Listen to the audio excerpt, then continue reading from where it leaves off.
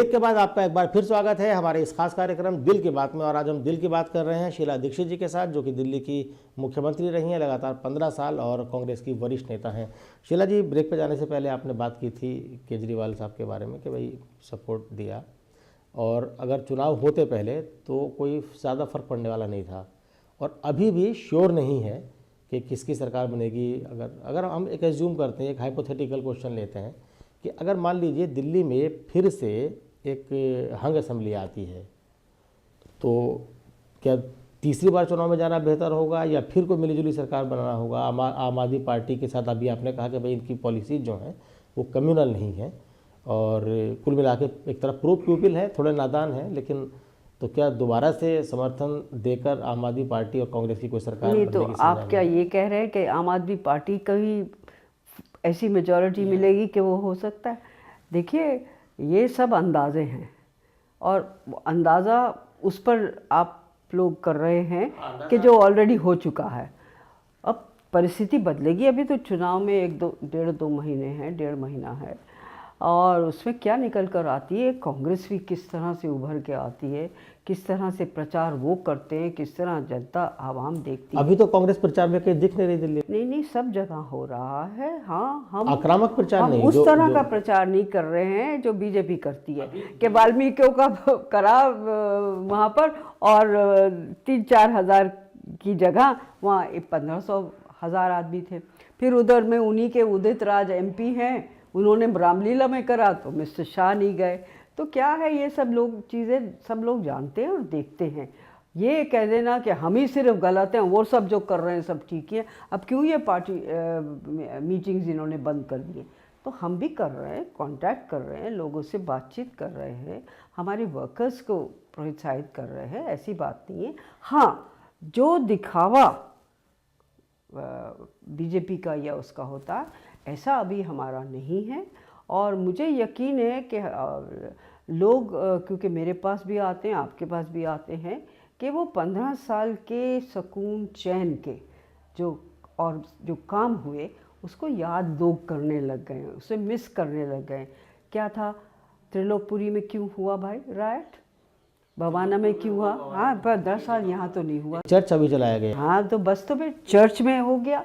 तो ये जो चीज़ें हैं, इससे देखिए लोग सतर्क होते हैं।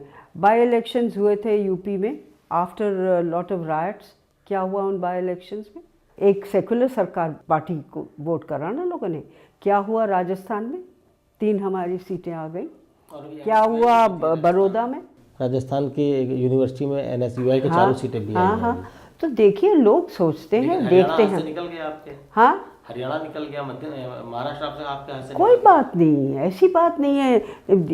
पार्टी में देखिए पॉलिटिकल, आप लोग एक बात ज़रूर, आपका नज़रिया होता है कि जीतना है, वही एक काबिलियत है।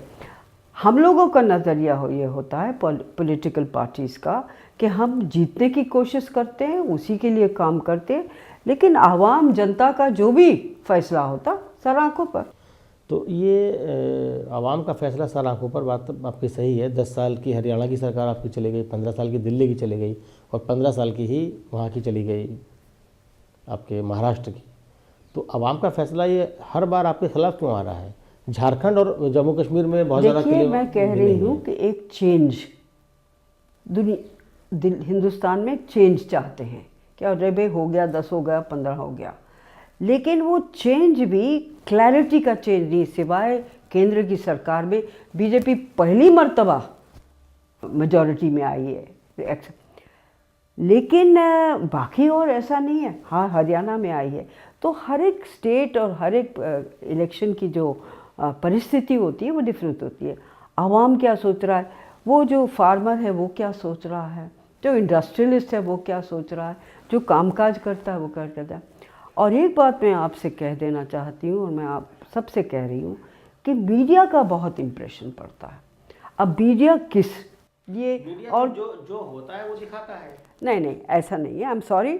ये आप लोगों की जो पहले हम लोगों पर विश्वास था कि जो लिखा गया है, नहीं सॉरी, नहीं, देखिए आप क्या ट्विस्ट करते हैं, कैसे करते हैं, ये आप भी जानते हैं, मैं भी जानती हूँ। इस बात पर मैं ज़्यादा चर्चा आप कांग्रेस की रैली में, राहुल जी की रैली में लोग रुक नहीं रहे थे, आप ही को एक बार कहना पड़ा कि नहीं सुनिए, राहुल जी को भी सुनते जाइएगा। मैं बात मानती हूँ, ये नहीं मैं कह रही हूँ।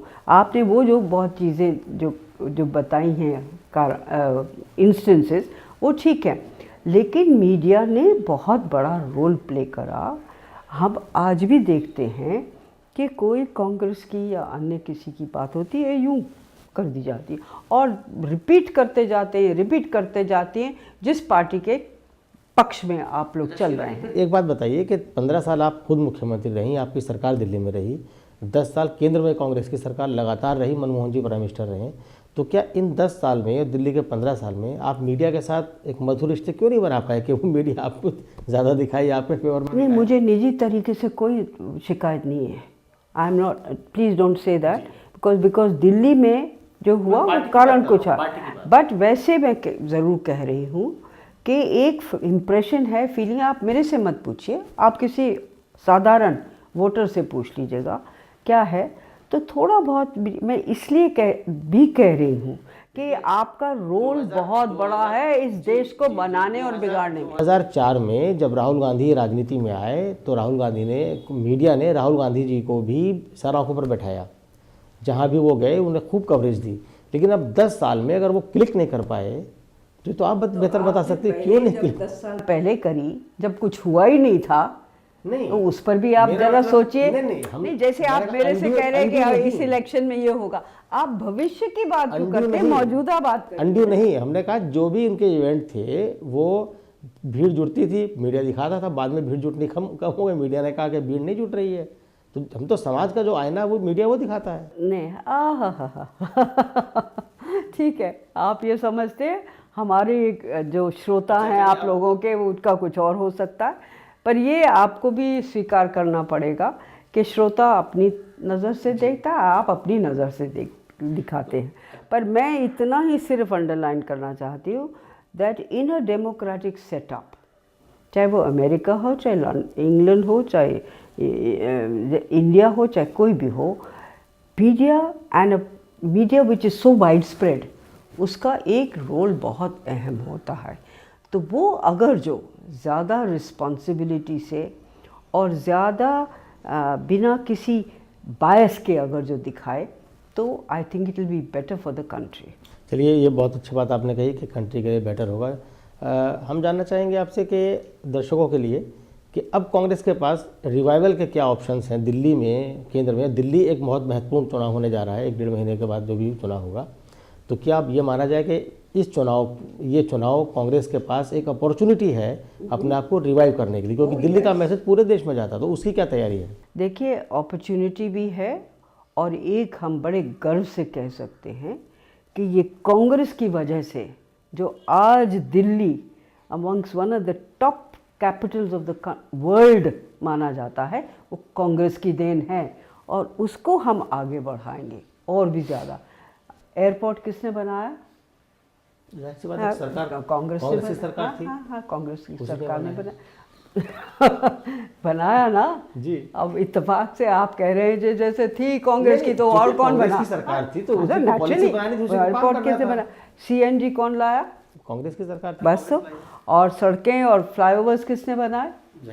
मेट्रो किसने बनाई? मेट्रो का फैसला पहले हो चुका था और उसका इनॉग्रेशन आपके टाइम में हुआ। पहले हुआ था तो मैं खुद गई थी जब फाइलों को निकलवाया था, अंदर चली गई थी। जैसे कांग्रेस के लंबे शासन के बाद जो न्यूक्लियर टेस्ट हुआ, बिजली की स्थिति किसने सुधारी? आज बिजली की स्थिति 5 मिनट भी किसी के यहाँ चली जाती है तो कहते लो भाई 5 मिनट चली गई। पहले जनरेटर्स कितने इस्तेमाल होते थे, गाड़ियाँ, ये जो आप कह रही हैं ये सच तो है। ये सब चीज़ें हैं, लेकिन जैसे मैंने कहा, लोगों ने सोचा कि भाई ये बदलो। ये सच आप जनता के सामने क्या ढंग से रख नहीं पा रहे? बहुत सारे लोगों का कहना ये है कि आपका और संदीप जी का कुछ एरोगेंट एटीट्यूड था, उसकी वजह से कांग्रेस को नुकसान दिल्ली के अंदर, खासकर दिल्ली में। अब ये कोई सोच सकता है कि मैं एरोगेंट है? मैंने तो कभी, मेरे ऊपर ये लांछन नहीं लग सकता कि ये एरोगेंट है, लेकिन अगर जो लोग ये भी सोचते हैं तो हो सकता है। पीसीसी के साथ सरकार का एक बेटर कोऑर्डिनेशन नहीं रहा, इस वजह से चुनाव हारे, ये भी एक बात कही जा रही है। हाँ, ये बात है, दैट इज़ ट्रू। ये पीसीसी जो है जितना होना चाहिए था वो नहीं हुआ। मैं तो खुद आपसे कबूल कर रही हूँ इस बात को।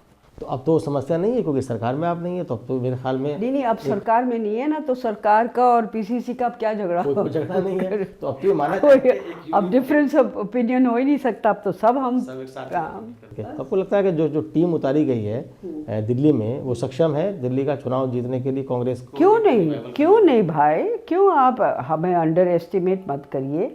हम अपने को ओवर एस्टिमेट नहीं करना चाहते, लेकिन आप अंडर एस्टिमेट नहीं, हम अंडर एस्टिमेट नहीं कर रहे। 98 में जब कांग्रेस की सरकार बनी थी तो मेरे तो अगले 5 साल कही गई थी तो बाहर की आई भी है, वो बाहर के महिला को लेकिन आपने उस वक्त आपने 98 के चुनाव में जो मेहनत की थी वो बेइंतहा मेहनत की थी। कोई हार्ड एंड शीला जी, एक हम ये मानते हैं, एक प्रोग्राम खत्म करने से पहले एक आखिरी सवाल आपसे जानना चाहूँगा कि फ़र्ज़ कीजिए दिल्ली में कांग्रेस की सरकार बनती है, क्या आप फिर चौथी बार मुख्यमंत्री बनेंगी या कोई नया चेहरा आएगा? नहीं, अगर जो हमारी गवर्नमेंट बनती है और हमारे एमएलएस, तो हमारे यहाँ हमेशा ये रहे कि एमएलएस चुनेंगे, कौन लीडर बनेगा बन जाएगा। फिर भी ख्वाहिश तो होगी आपकी चौथी बार बनने? नहीं, मेरी ख्वाहिश नहीं है।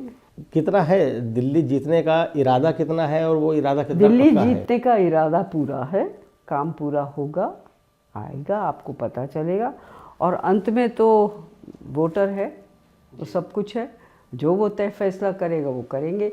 ऑपोजिशन में बैठना होगा और गवर्नमेंट में बैठना होगा तो भी हमारे एमएलएस चुनेंगे कौन लीडर बनेगा। चलिए शीला जी, बहुत सही आपने बात की। जनता जनार्दन है और जनता का फैसला सबको मानना पड़ता है और जनता जो फैसला करेगी वो सबको स्वीकार होगा। बहरहाल दिल की बात ने आपने दिल खोल के बात की, दिल से बात की और तमाम पहलुओं पर बहुत साफगोई के साथ बातचीत की। इस प्रोग्राम में आने के लिए आपका बहुत बहुत शुक्रिया। शीला दीक्षित कांग्रेस की वरिष्ठ नेता जो कि दिल्ली की मुख्यमंत्री भी रही है लगातार 15 साल, और दिल खोल कर उन्होंने तमाम मुद्दों पर साफगोई के साथ, बेबाकी के साथ बातचीत की। तो इस हफ्ते दिल की बात में इतना ही। अगले हफ्ते फिर हाजिर होंगे किसी और शख्सियत के साथ। तब तक के लिए मुझे दीजिए इजाज़त। नमस्कार।